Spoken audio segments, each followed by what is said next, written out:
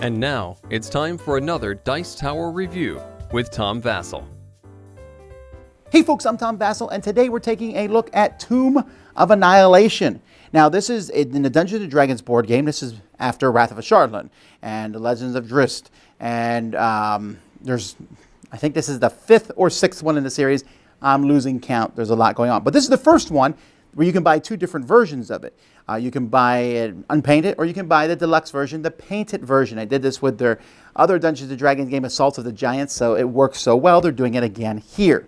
Now, I'm going to do this review slightly differently. I'm not going to talk about these games and how it works. Go watch my review of Castle Ravenloft. I do explain the whole system, or the review of any of them other, I think. So this one, I just want to concentrate on what's different, what's unusual, some of the cool stuff that's found in this game. The heroes and the monsters and things like that. This is a jungle-based adventure where you're going through jungles and coming across zombies and skeletons in the jungles and finding temples in the jungle.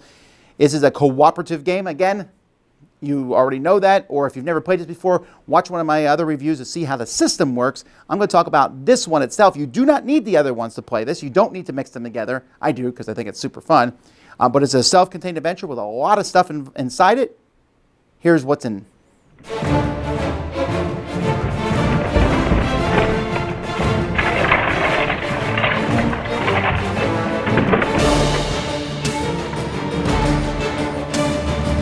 First thing we want to do is we want to look at the miniatures here. Now this is the deluxe version. You can buy two versions of the game, and so the miniatures in this one are painted. Otherwise you just get them unpainted.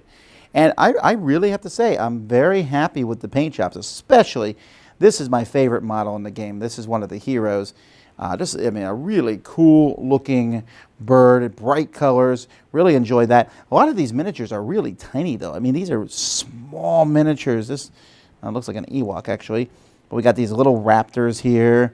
Here we have a kind of a Yeti figure.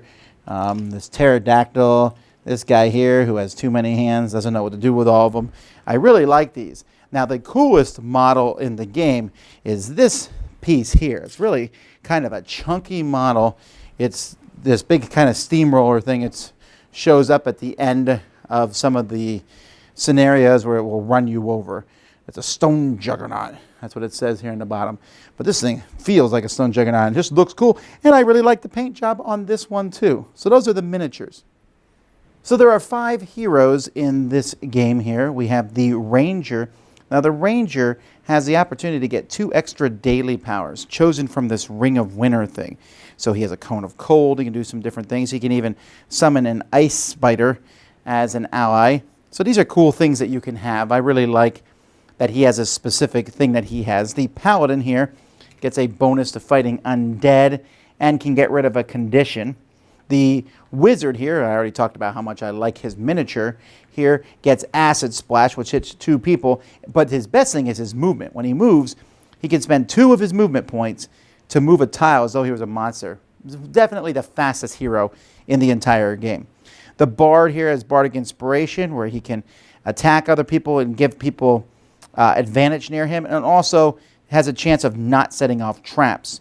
The Druid comes with this little ally dude. I really like this, a little guy who runs around with him and attacks people. So that's fun. But the Druid also has the ability to pick one of these at-will powers where they can change to an ape, panther, or crocodile, and then they have different stats and different things that will happen based on the shape that they're in. Now, unfortunately, you can't take all of them. You pick one of them. I'd love to have 2 of these. Although I don't remember if he gets another one on the other side. No, but you still get to keep his ally with him as he levels up. So that's a really neat. The models are neat. These guys definitely feel different, and they definitely feel like they will fit in this adventure. Here's a smattering of the monsters that are included with this set. I do like these. This straw man, there's no monster. In fact, it's a token that attracts monsters to it. But what this game does is, as if you play through the campaign setting, there's more of these in the deck, and as the campaign gets harder, these strawmen get pulled out. I'll tell you, when you pull one of these, it's a sigh of relief. Here's this little Ewok guy. It's actually called a Zorbo, and they have the ability to get rid of your magic items. The pterodactyl here can steal an item from you. The velociraptor can do damage, and they move this guy here, just a mean, nasty sucker. And then some of the basic guys, these zombies and fire newts here, or this guy will attack everybody on an area with flame breath. These are not all the monsters, just a smattering of some that are in this game. And of course the big boss is, like I said, this thing trying to run you over, this giant ape who's going to run around and attack people, this nasty reptile who I don't think he can see people, but he certainly is going to come after you, come through the flame tongue greatsword. And then the big bad guy here, some nasty wizard who has a spell deck, and he'll be casting things on you like Vampiric Touch and Bestow Curse and Delayed Blast Fireball. Oh, this is all super fun stuff to have played on you. So the terrain tiles you can see are jungle tiles. And this is, I mean, it's essentially, think about it, it's really just the same thing as a map. But I do like how they look. They fit together pretty neat. You know, we have these different jungle tiles, and if you've never played one of these games before that has traps tiles on it, you just put different traps on these, and when you land on them, something bad might happen to you. This is where monsters show up. That's where treasure shows up. They're not old jungle, though. Some of them are going to be, you know, inside, you know, the typical dungeon-style tiles that you'll find. So other than that, it's pretty much the same as the base game. So the game comes with a adventure book here, and I don't really want to spoil it for you, but it talks about the different adventures, and between adventures you can go to the markets and go to different things, and it tells you how to do that. And like, for example, here's the first adventure where you got to get to find some potions here.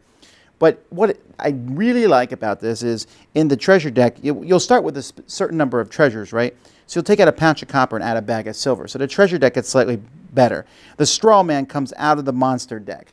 So the monster deck gets slightly harder. In the encounters deck, you take that out, and now you add in an assassin vine. And as time goes by, you're adding more and more treasures and more monsters and things that you would not see earlier.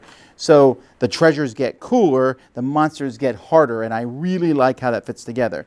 Meanwhile, the rest of the stuff is here. They got flavor text, and it all fits together. It tells you for your first game here what cards they would recommend you pick for your characters. And so that's pretty much it. There's some other minor changes. This is the second one now that has this adventure system in it where you don't just play through a single game. And there's some experience points and things like that in it. And there's advantage and disadvantage, which are not in all the games, but you can disadvantage. You roll 2 dice, use the lower one. Advantage, you roll 2 dice and roll the higher one. And then just some other things in here, but mostly the same as the other games. And that's what you have. So I really like this game. There's a lot of stuff that's very specific to the jungle, like mushroom spores. Everyone there gets a disadvantage. That's like one of the traps. Or crushing humidity. So the people who are bigger take damage. That crushing humidity seemed to happen to me a lot. You are being watched. You're lost. Triceratops, a dinosaur attack, which I think is neat. Biting insects, poison darts. So that's pretty cool, and I really like the characters this one a lot. In fact, I think this is easily my favorite whole set of characters ever. The one guy's name cracks me up, Dragonbait. Doesn't seem like that would be a name you'd want to have, but he's a pretty cool character. With, you know, Paladins has a chance to make the last stand. He's like the tank of this set. Then we got the Bard, or the Druid, I'm sorry, who can turn into a creature, which is really cool. I only wish they had included models for the 3 different creatures that he could turn into. I will find them, though, and put them in the game. The Wizard, not only can he move fast, just has some really powerful attacks. There's some more traps that I'm finding here. The Ranger is a neat, you know, he's a typical Ranger. I'm just a big fan of this game in general, this version. Now, every time I review one of these, I say, it's my favorite one yet. Well, this one's my favorite one yet. Yeah, it's cool. Now, a lot of the development work on this one was done by Kevin Wilson, who's a really great developer. I really like the jungle theme of this one. I played this one. I have not yet combined it with the other ones. I've just been playing with this, but it feels, that whole story thing feels really good. Now, I've always, if you've never seen my reviews in the other ones, I've always felt these games are more cooperative than dungeon crawls. Monsters show up, you figure out how to deal with the monster. You know, are you going to push and find more monsters as fast as you can to finish the mission? Or are you going to stay there and finish off the monsters that you have? There's a lot of luck in the game with the D20 system. By the way, this game still comes with one D20. One of these days, they're going to come out with one that has several D20s. You don't have to pass the die around the table. But it's not like D20s are hard to find.